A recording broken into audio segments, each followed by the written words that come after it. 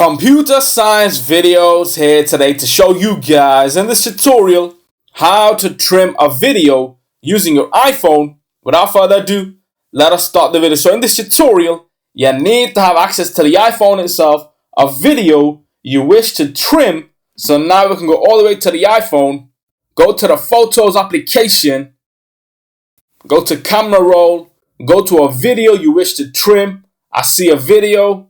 Go to the right top corner of the screen, edit, and now we have a video we can trim by clicking the right side of the video editor.